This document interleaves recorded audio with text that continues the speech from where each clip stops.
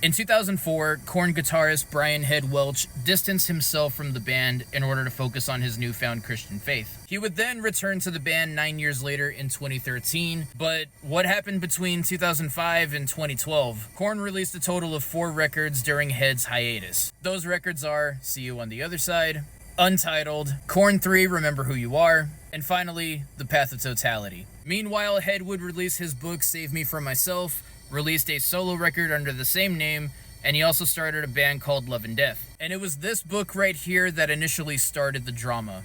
In this article, Head states, "They heard I'd written it, and there were rumors going around in Hollywood that I was totally trashing them, and this was a tell-all book about everything they did and I did." He goes on to say that they actually wrote 2 songs on their new album bashing him and the book, but once he heard that they were concerned about the book, he sent them a copy and put a note on there that said, "I love you guys. I didn't trash you like people say.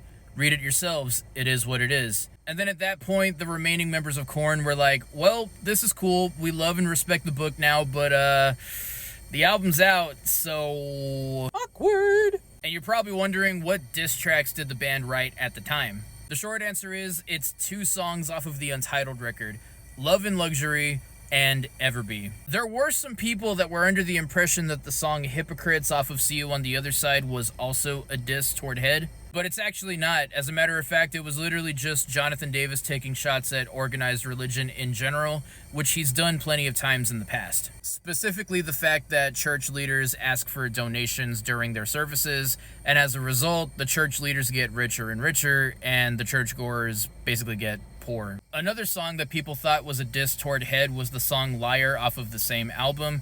However, this is actually about the abusive marriage that Jonathan Davis's half-brother Mark Chavez was in at the time.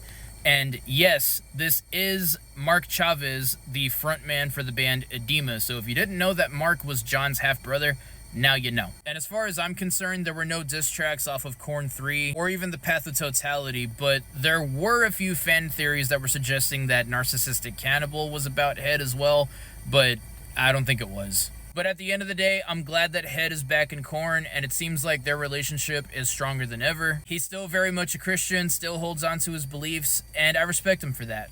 And the albums that KORN put out with Head back in the band are absolute bangers.